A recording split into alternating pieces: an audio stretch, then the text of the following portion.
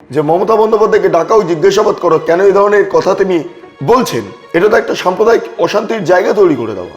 একটা কমিউনিটি যখন জোট বাঁধে না, ঘিরে ফেললে 1 সেকেন্ডে দেবে একদম 12টা বাজিয়ে। যে সাম্প্রদায়িক অশান্তি হয়েছে, সেই অশান্তি যদি আরেকবার ঘটে তাহলে তার চেয়ে খারাপ মুখ্যমন্ত্রী আর কেউ হবেন না। আর যদি করে, আমার থেকে কোনো খারাপ মুখ্যমন্ত্রী ওরা দেখতে পাবে না। আজকের দিনে দাঁড়িয়ে পাপ বাপকে ছাড়েনি, বা অভিষেক বন্দ্যোপাধ্যায়ের বাড়ি সম্পূর্ণভাবে ঘিরে ফেলা হয়েছে, সিআইডির নজরে রয়েছে, তদন্তের জন্য ডাকা হচ্ছে, ফলে সম্পূর্ণভাবে ঘিরে রয়েছেন অভিষেক বন্দ্যোপাধ্যায়। যারা যারা এই মুহূর্তে দুর্নীতির সঙ্গে যুক্ত হয়েছিলেন তারা অনেকেই তো আপাতত জেলে, এবং যারা জেলে যাননি সেই জেলে যাওয়ার প্রস্তুতি এই মুহূর্তে শুরু হয়ে গিয়েছে।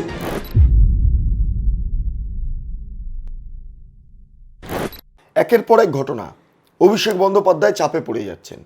এই মুহূর্তে অভিষেক বন্দ্যোপাধ্যায়ের বাড়ি ঘিরে রাখা হয়েছে। একদম সকাল সকাল এই খবর মিলছে, শালবনী থানার পুলিশ এসে অভিষেক বন্দ্যোপাধ্যায়ের বাড়ি ঘিরে নিয়েছে। কেন জানেন? তার কারণ অভিষেক বন্দ্যোপাধ্যায় আত্মসহায়ক সমিতির এগেনস্টে আর্থিক দুর্নীতির অভিযোগ রয়েছে। এই দুর্নীতির অভিযোগকে তদন্ত করতে গিয়ে দেখতে পেয়েছে সুমিতের মোবাইলের টাওয়ার লোকেশন সেটা অভিষেক বন্দ্যোপাধ্যায়ের বাড়ি। সেই কারণের জন্য অভিষেক বন্দ্যোপাধ্যায়কে বা অভিষেক বন্দ্যোপাধ্যায়ের বাড়ি সম্পূর্ণভাবে ঘিরে ফেলা হয়েছে। এখানেই শেষ না, এর পাশাপাশি বিষ্ণুপুর থানাতে প্রায় 250 কোটি টাকার যে জমি দুর্নীতি রয়েছে, অন্যান্য আর্থিক দুর্নীতি রয়েছে, সেই সমস্ত দুর্নীতি প্রেক্ষিতে দাঁড়িয়ে এফআইআর দায়ের হতে চলেছে অভিষেক বন্দ্যোপাধ্যায়ের বিরুদ্ধে। এর আগে অভিষেক বন্দ্যোপাধ্যায়ের বিরুদ্ধে একাধিক অভিযোগ ছিল, আবার নতুন করে এই এফআইআর দায়ের হচ্ছে। অন্যদিকে দাঁড়িয়ে অভিষেক বন্দ্যোপাধ্যায় এই মুহূর্তে সিআইডির নজরে রয়েছেন, তদন্তের জন্য ডাকা হচ্ছে, ফলে সম্পূর্ণভাবে ঘিরে রয়েছেন অভিষেক বন্দ্যোপাধ্যায়, সম্পূর্ণভাবে ঘিরে রয়েছেন। যে কোনো মুহূর্তে গ্রেপ্তার হয়ে যেতে পারেন। পরিস্থিতি খুব একটা ভালো নয়, অনুকূল নয়। আচ্ছা, এই ইস্যুর সঙ্গে আরেকটি ইস্যু জুড়ছি। মদন মিত্রের কামারহাটির বাড়ি এবং মদন মিত্রের ভবানীপুরের বাড়ি, এই দুটি বাড়িতে ইডি হানা দিয়েছে। কেন জানেন? পুরো নিয়োগ দুর্নীতির ক্ষেত্রে মদন মিত্রেরও হাত রয়েছে এমনটা অভিযোগ উঠে আসছে, এবং সেই অভিযোগের প্রেক্ষিতে তদন্ত করতে গিয়ে ইডি আধিকারিকরা মদন মিত্রের 2 বাড়িতে গিয়েছেন, একটা কামারহাটির বাড়ি, একটা ভবানীপুরের বাড়ি। সেখানেও এই মুহূর্তে তদন্ত চলছে, আলোচনা চলছে। এবং যখন এত কিছু ঘটনা ঘটছে, আরেকটা ঘটনা আপনাদের জানিয়ে রাখি, মমতা বন্দ্যোপাধ্যায়ের বিরুদ্ধে হেয়ার স্ট্রিট থানাতে এফআইআর করেছেন জনৈক এক ব্যক্তি, এবং তিনি অভিযোগ করে বলছেন মমতা বন্দ্যোপাধ্যায় সম্প্রতি একটি ধর্ণা মঞ্চে দাঁড়িয়ে, মানে সরকারে থাকাকালীন তিনি মুখ্যমন্ত্রী, সেই মুহূর্তে ধর্ণা মঞ্চে দাঁড়িয়ে মমতা বন্দ্যোপাধ্যায় বলছেন একটা কমিউনিটি এ হলে 1 মিনিটের মধ্যে অমুক হয়ে যাবে, তমুক হয়ে যাবে। এইটা জানেন আপনারা কি বলেছিলেন মমতা বন্দ্যোপাধ্যায়? একবার শুনে নিন। যদি আমরা না থাকি কোনোদিন সেরকম আসে, 1 সেকেন্ড লাগবে। একটা কমিউনিটি যখন জোট বাঁধে না, ঘিরে ফেললে 1 সেকেন্ডে দেবে একদম 12টা বাজিয়ে। আপনারা শুনলেন মমতা বন্দ্যোপাধ্যায় সে বক্তব্য, ভয়ঙ্কর বক্তব্য, এবং এই বক্তব্যের প্রেক্ষিতে দাঁড়িয়ে আজকের দিনে মমতা বন্দ্যোপাধ্যায়ের বিরুদ্ধে হেয়ার থানায় এফআইআর দায়ের করা হয়েছে। এবং এফআইআরে বলা হচ্ছে যে মমতা বন্দ্যোপাধ্যায়কে, মানে যিনি জনক ব্যক্তি, তিনি বলছেন যে মমতা বন্দ্যোপাধ্যায়কে ডাকাও, জিজ্ঞাসাবাদ করো কেন এই ধরনের কথা তিনি বলছেন। এটা তো একটা সাম্প্রদায়িক অশান্তির জায়গা তৈরি করে দেওয়া। আমাদের এখানে এক নির্দিষ্ট সংখ্যক মানুষ বা একটা কমিউনিটি, মমতা বন্দ্যোপাধ্যায় যে মুসলিম কমিউনিটির কথা বলতে চেয়েছেন, তারা তো ভারতবাসী, এবং ভারতবাসী কেন ভারতবাসীর বিরুদ্ধে নেমে পড়বেন, জিহাদ করবেন, মানে সংঘাতে নামবেন? কেন কেন মমতা বন্দ্যোপাধ্যায় তাহলে এটা সুকৌশলে করাচ্ছেন? হিন্দু মুসলমান ভাই ভাই এই শব্দটা মমতা বন্দ্যোপাধ্যায় যায় আসতো না। সেই কারণের জন্য আজকে হেয়ার স্ট্রিট থানাতে অভিযোগ দায়ের করা হয়েছে, এফআইআর করা হয়েছে। সম্প্রতি একটি প্রেস কনফারেন্স, শুভেন্দু অধিকারী রাজ্যের মুখ্যমন্ত্রী, তিনি বলছেন যে ডালখোলা, মোথাবাড়ি, রেজিনগরে বা অন্যান্য বিভিন্ন জায়গাতে যে সাম্প্রদায়িক অশান্তি হয়েছে, সেই অশান্তি যদি আরেকবার ঘটে তাহলে তার চেয়ে খারাপ মুখ্যমন্ত্রী আর কেউ হবেন না। ফলে এই ব্যাপারটা বলে মুখ্যমন্ত্রী বুঝিয়ে দিয়েছেন যে আর কোনো রকম কোনো প্রশ্রয় দেওয়া হবে না সাম্প্রদায়িক অশান্তিকে। কিন্তু যে মানুষটি অর্থাৎ মমতা বন্দ্যোপাধ্যায় কার্যত উস্কাচ্ছিলেন, তার কি ব্যবস্থা হবে, তার বিরুদ্ধে কি ব্যবস্থা হবে, এটা নিয়ে প্রশ্ন বিস্তর। একবার শুনিনি শুভেন্দু অধিকারী বক্তব্যটা।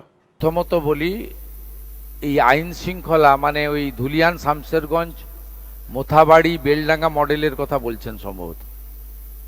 এরা প্রথমে একটু ভাতটা টিপে হাঁড়িতে যেমন আমাদের মা দিদিরা রান্না করলে দেখে না সিদ্ধ হয়েছে কিনা, একটু দেখেছিল আসানসোলে একটা ফাঁড়িতে হামলা করে আর পার্ক সার্কাসে কিছু পুলিশকে ঢিল মেরে। আমার মনে হয় তারপর থেকে আর কিছু দেখতে পাচ্ছেন না আপনারা, না পাবেনও না, বিশ্বাস রাখুন। আর যদি করে আমার থেকে কোনো খারাপ মুখ্যমন্ত্রী ওরা দেখতে পাবে না। আপনারা শুনলেন শুভেন্দু অধিকারী বক্তব্য। এবার ঘটনা হলো, শুভেন্দু অধিকারী যখন এই মন্তব্য পেশ করছেন ঠিক একই সময় হেয়ার স্ট্রিট থানাতে যখন অভিযোগ দায়ের করা হচ্ছে।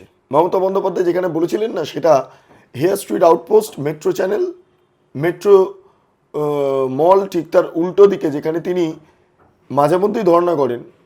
যেমন এই ধরে নিন সিঙ্গুর কাণ্ড, সিঙ্গুর কাণ্ডের প্রেক্ষিতে দাঁড়িয়ে তিনি তখন বিরোধী নেত্রী ওই জায়গাতেই ধর্ণা করেছিলেন। আচ্ছা, তারপর রাজীব কুমারের বাড়িতে যখন কেন্দ্রীয় এজেন্সি গেল তখন তিনি ওইখানে বসে ধর্ণা করে তিনি প্রতিবাদ ইত্যাদি ইত্যাদি করেছিলেন। আবার এই এসআরের বিরুদ্ধে করতে গিয়ে তিনি কার্যত ওই মঞ্চে দাঁড়িয়ে এই কথাটা বলেন যে একটা কমিউনিটি ঘুরে গেলেই সব শেষ, অমুক তমুক। যদি আমরা না থাকি কোনোদিন সেরকম মাসে 1 সেকেন্ড লাগবে, একটা কমিউনিটি যখন জোট বাঁধে না, ঘিরে ফেললে 1 সেকেন্ডে দেবে একদম 12টা বাজিয়ে। তো শুভেন্দু অধিকারী তখন সাফ জানাচ্ছেন যে আমার চেয়ে খারাপ মুখ্যমন্ত্রী আর কেউ হবে না, আমার থেকে কোনো খারাপ মুখ্যমন্ত্রী ওরা দেখতে পাবে না। ফলে প্রাক্তন মুখ্যমন্ত্রী তিনি এই কথার জন্য জেলে যেতে পারেন। মুখ্যমন্ত্রীর, বর্তমান মুখ্যমন্ত্রী এই কথাতে কার্যত সেটা স্পষ্ট হচ্ছে। ফলে মমতা বন্দ্যোপাধ্যায়ের এবার ভবিষ্যৎ কী হবে সেটা আমরা বুঝতে পারছি। আমরা বুঝতে পারছি মমতা বন্দ্যোপাধ্যায় হয়তো এই বক্তব্যের জেরেই তিনি হাজতে যেতে পারেন। তিনি হাজতে যেতে পারেন, তার এবার সমস্যা তৈরি হতে পারে। অন্যদিকে দাঁড়িয়ে অভিষেক বন্দ্যোপাধ্যায়, তারও সময় খুব একটা ভালো যাচ্ছে না। তার বাড়িতে চোর জোচ্চোর আশ্রয় নিচ্ছেন বলে পুলিশ ঘিরে ফেলছেন। অত্যাধিক ভয়ঙ্কর কাণ্ড চারিদিকে। তৃণমূল কংগ্রেসটা তো আর নেই, আর থাকছে না, কিন্তু পাপ বাপকেও ছাড়ে না, এই কথাটা প্রবাদে প্রচলিত রয়েছে। এবং সেই মতো করেই আজকের দিনে দাঁড়িয়ে পাপ বাপকে ছাড়েনি। সেই কারণের জন্য অভিষেক বন্দ্যোপাধ্যায় প্রতিনিয়ত পুলিশের মাধ্যমে তদন্তের মুখোমুখি হচ্ছেন, পুলিশের মাধ্যমে ঘিরে যাচ্ছেন, পুলিশের মাধ্যমে ভয়তে কাতর হয়ে পড়ছেন। এই হচ্ছে অবস্থা। এবং এই অবস্থায় দাঁড়িয়ে আজকের দিনে মমতা বন্দ্যোপাধ্যায় একটু চিন্তিত হয়ে পড়েছেন। অন্যদিকে দাঁড়িয়ে আমি আবারও যেটা বললাম, পুরনিয়োগ দুর্নীতি মামলায় মদন মিত্রের 2 ঠিকানা, অর্থাৎ একটা কামারহাটি এবং আরেকটা ভবানীপুর, এই দুটো ঠিকানায় ইডি গিয়েছে। ফলে যারা এই মুহূর্তে দুর্নীতির সঙ্গে যুক্ত হয়েছিলেন তারা অনেকেই তো আপাতত জেলে, এবং যারা জেলে যাননি সেই জেলে যাওয়ার প্রস্তুতি এই মুহূর্তে শুরু হয়ে গিয়েছে ভয়ঙ্করভাবে। এবং আমার মনে হচ্ছে যা গতি প্রকৃতি যাচ্ছে, তদন্ত প্রক্রিয়া এগোচ্ছে, পুলিশ যেভাবে একের পর এক হানা দিচ্ছে, তাতে করে আমার মনে হচ্ছে সামহাও যে মমতা বন্দ্যোপাধ্যায় সব শেষে জেলে যাবেন, তার ঠিক আগে ভাইপো যাবেন, কিন্তু জেলে তারা যাবেনি, জেলে তারা পৌঁছবেনি। অনেক মানুষ, অনেক সাংবাদিক, অনেক প্রতিবাদী, শিলাদিত্য চৌধুরী থেকে শুরু করে হেন কেউ নেই যারা জেল খাটে নিয়ে মমতা বন্দ্যোপাধ্যায়ের জন্য, এবং কর্মফল সেটা তো ভোগ করতে হবে। ফলে আজকের দিনে দাঁড়িয়ে সেই কর্মফলটাই ভোগ করছেন মমতা বন্দ্যোপাধ্যায় এবং অভিষেক বন্দ্যোপাধ্যায়। যাই হোক, আপনাদের কি মতামত অবশ্যই আপনারা কমেন্ট সেকশনে জানান। আপনারা এতক্ষণ ধরে দেখছিলেন বেঙ্গল লিবার্টি। চ্যানেলটা অবশ্যই ভালো লাগলে লাইক করুন, সাবস্ক্রাইব করুন, শেয়ার করুন, বেল আইকন ক্লিক করুন, www.bengalliberty.com, সেখানে ক্লিক করুন। সমস্ত খবর আপনাদের জন্য সাজানো রয়েছে। পাশাপাশি আরও 2টি YouTube channel, Bengal liberty live এবং বেঙ্গল লিবার্টি নিউজ। সংশ্লিষ্ট 2টি চ্যানেলও লাইক করুন, সাবস্ক্রাইব করুন, শেয়ার করুন, বেল আইকন ক্লিক করুন। স্বাধীন, কাছেন এবং গেরিলা সাংবাদিকতার পাশে দাঁড়ান। অসংখ্য ধন্যবাদ।